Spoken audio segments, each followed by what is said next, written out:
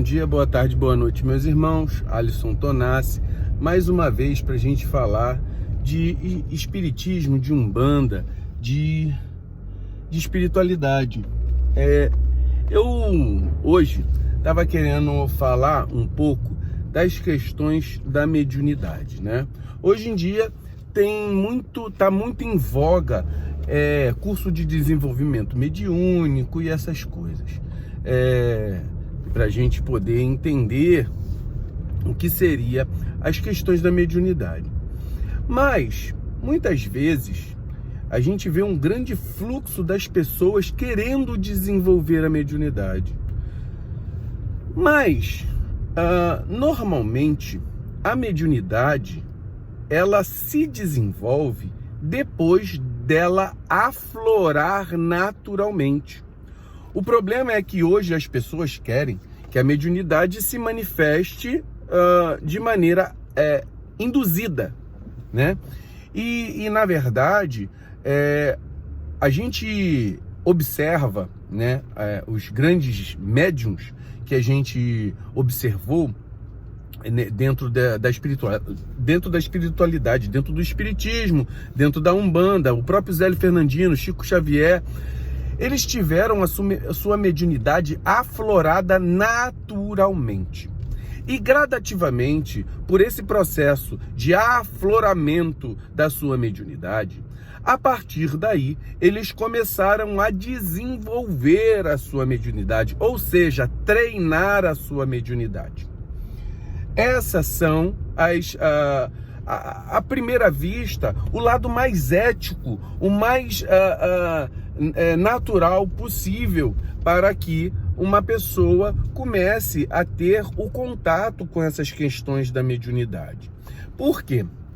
Porque a mediunidade, quando ela é induzida artificialmente, né? Vou fazer até o contrário, vamos falar do meio natural.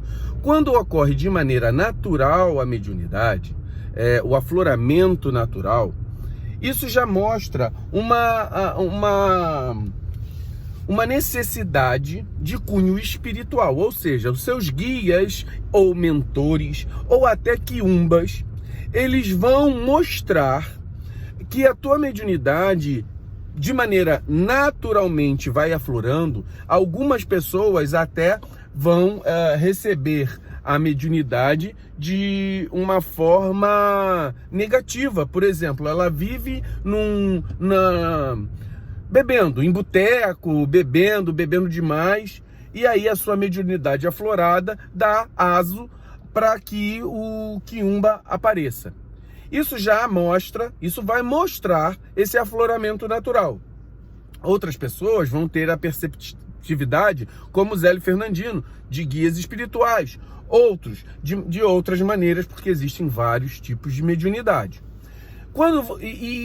Normalmente, quando ela aflora de maneira natural, isso mostra que há essa indução é um alerta para que a pessoa comece a entender que há uma programação espiritual para ela quando ela reencarna. E nesta programação está colocado ali procedimentos mediúnicos. Ela tem o poder de querer isso ou não, tá? Mas isso gera um reflexo de ação e reação na vida dela, certo? O bom é que você procure trabalhar no bem, independente de ter mediunidade ou não, certo? Trabalhar no bem, filosoficamente, tentar entender quais são os processos que levam a você retornos positivos para a sua vida, tá? Mas quando você tem essa mediunidade aflorada e que te alerta para um trabalho espiritual, um trabalho moral, então esse alerta, ele vai, a partir do momento em que houve esse alerta, há também a necessidade de você compreender como trabalhar. Se você não sabe como trabalhar, como você vai fazer de maneira positiva de maneira bem firmada aquele conceito que está te pedindo para que você tome atitudes, tome como procedimento da tua vida. E, ao contrário, nós também vamos ver pessoas que querem aflorar algo que ainda não se manifestou de maneira artificial. Eu vou colocar a palavra artificial, mas não é essa, mas uma maneira induzida que de repente nem é aquele momento.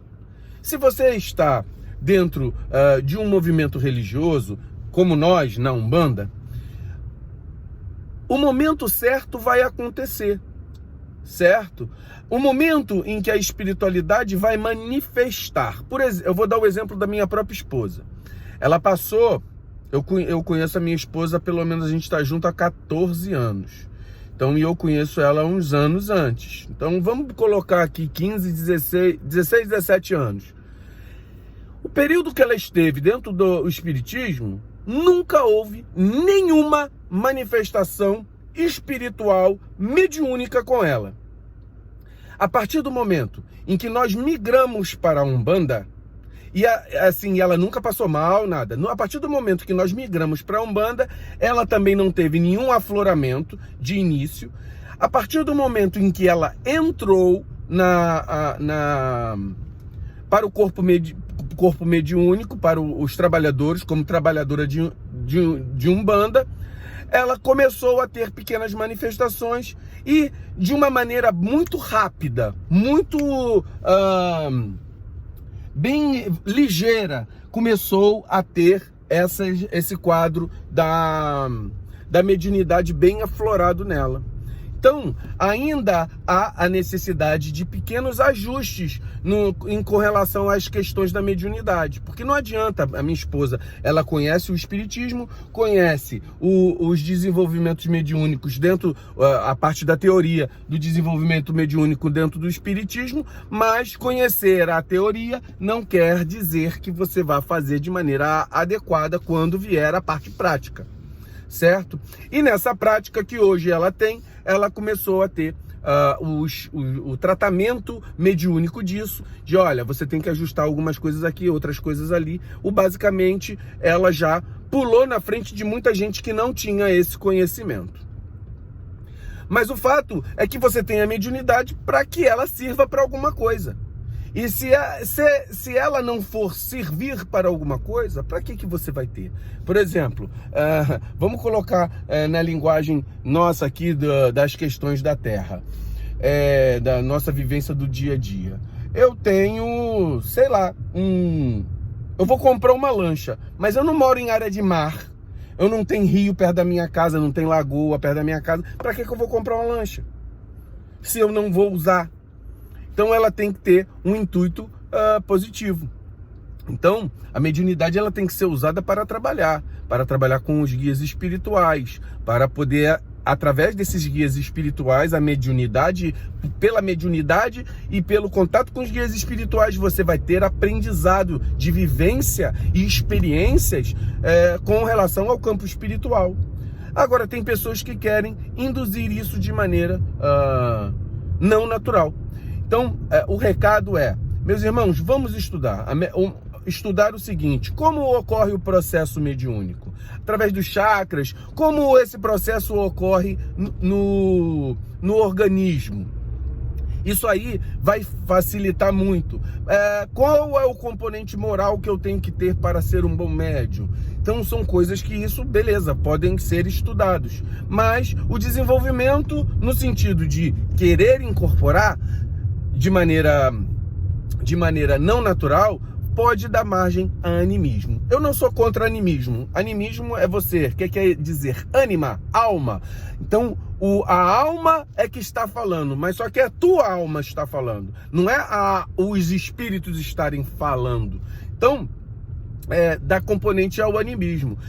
Por exemplo, quando eu consulto um paciente no meu consultório, eu faço animicamente a minha receita. Ou seja, eu tiro da minha cachola, daquele estudo todo que eu tive, a resposta para o que o paciente está precisando. Mas quando uma pessoa vai a um terreiro na expectativa de uma espiritualidade estar falando para ela, conversando, dando a consulta, o médium não pode se meter nisso. O médium tem que ser passivo. E quando você faz e induz de maneira não natural, você dá margem ao animismo. Então, meus irmãos, muito cuidado com isso, tá? Animismo é uma coisa até tranquila. Agora, você enganar, porque tem gente ainda que finge que está incorporado e engana o outro. Então, isso aí é muito pior, né? Isso aí, para mim, é um crime espiritual, tá? Então, meus irmãos, fiquemos com axé, que a gente possa pensar nisso, que a mediunidade, a melhor mediunidade, é aquela que Deus proporciona para você o momento certo dela aflorar. Não é você que vai induzir isso. Isso aí não é o legal. É igual uma fruta madura e uma fruta que não está madura. Dá para tirar a fruta não madura do pé? Dá, mas ela não vai ser boa para consumo.